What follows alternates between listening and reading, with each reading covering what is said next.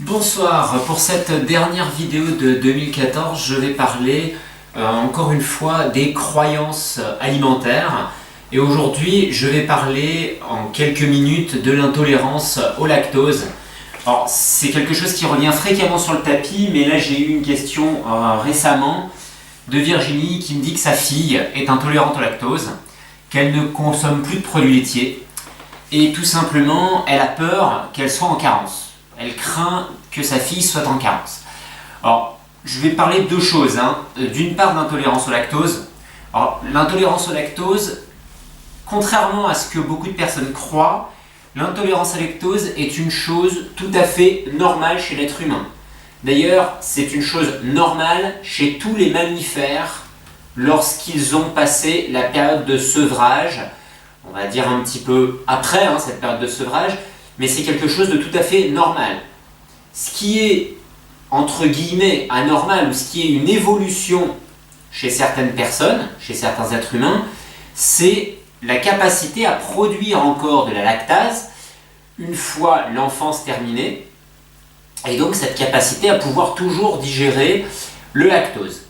Donc la lactase, c'est deux glucides, du glucose et du galactose qui se forment. Donc le lactose, un glucide, le lactose.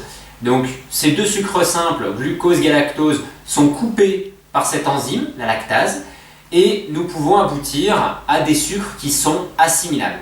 Si nous n'avons plus de lactase, ce qui est le cas pour à peu près 85 à 90% de l'humanité, nous ne digérons pas tout simplement le lactose. Donc comme c'est qu'une très très faible portion de la population qui a cette particularité génétique et qu'elle est très récente, on ne peut pas dire que l'intolérance au lactose est quelque chose d'anormal. L'intolérance au lactose est quelque chose de tout à fait normal, donc rassurez-vous, les personnes qui sont intolérantes, il n'y a pas de choses graves si vous êtes intolérante au lactose. Si vous ne pouvez pas consommer de lait ni de produits laitiers, c'est quelque chose de normal. Maintenant, deuxième réponse par rapport à cette peur de carence. Les produits laitiers, qu'est-ce qu'ils apportent à l'organisme? Ils apportent principalement du calcium et des protéines, du phosphore également. Donc les protéines des produits laitiers sont des protéines qui sont intéressantes. Elles sont relativement correctes au niveau de l'assimilation. Elles sont bien au niveau de l'équilibre. Le problème, c'est l'ensemble du produit laitier, qui est un produit qui, comme on ne le digère pas correctement, l'être humain ne le digère pas correctement, c'est un produit lourd pour l'organisme. Et par conséquent, il peut occasionner des désagréments. Donc ces désagréments, par rapport à ce que le produit laitier apporte, est-ce qu'on peut se passer de ce que le produit laitier apporte pour éviter ces désagréments? Oui, parce qu'on va retrouver dans les produits laitiers des protéines, et ces protéines de bonne qualité, on peut les retrouver ailleurs. On peut les retrouver dans les œufs, on peut les retrouver dans la viande, dans le poisson. Ce ne sont pas forcément les aliments que je recommande en grande quantité, parce que ce sont des aliments qui sont aussi chargés en toxines, viande et poisson.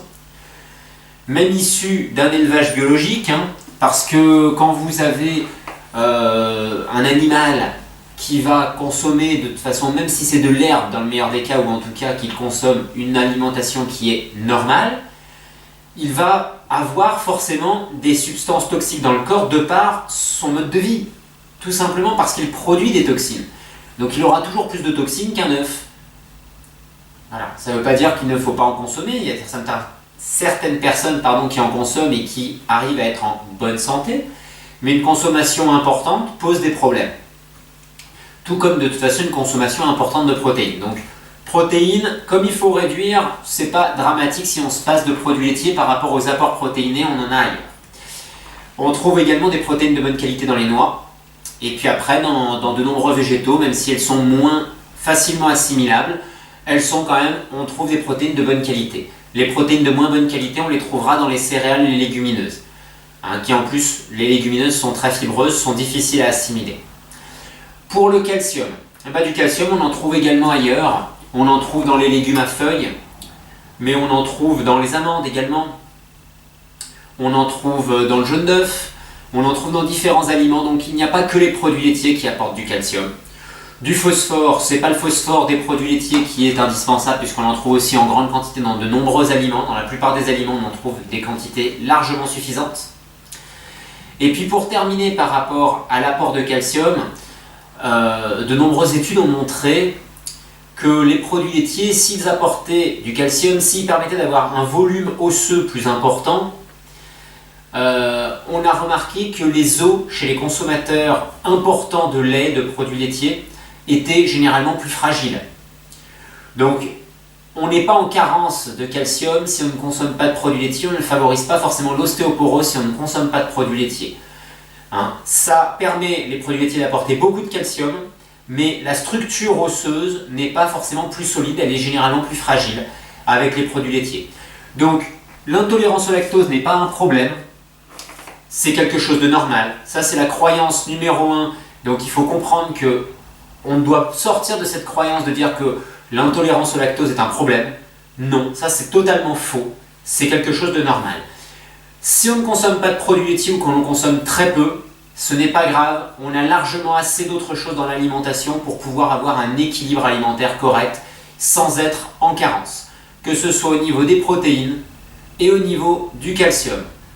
On est en surconsommation de protéines dans notre mode alimentaire, donc si on réduit, c'est pas grave. Et le calcium, on en a largement assez si on ne consomme pas de produits laitiers. Heureusement d'ailleurs, car sinon, les 3/4 de l'humanité qui jusqu'à une période récente ne consommaient pas de produits laitiers, il y a encore beaucoup d'êtres humains qui n'en consomment pas, seraient tous en carence de calcium et avec de l'ostéoporose. Et heureusement, ce n'est pas le cas.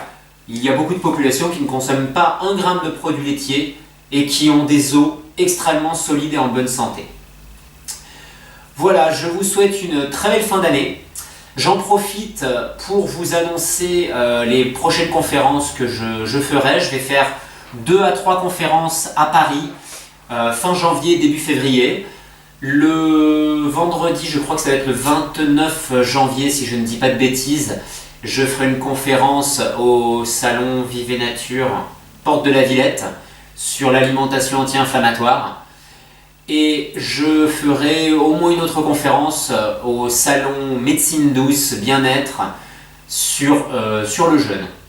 Et il y en aura peut-être une autre sur ce salon Médecine douce, bien-être, mais il y en a de toute façon une deuxième déjà sur le jeûne qui est prévue le vendredi en début d'après-midi si ma mémoire est bonne. Voilà, j'en ai fini et je vous souhaite encore une très belle fin d'année et un beau début de 2015 avant de vous retrouver. Au revoir.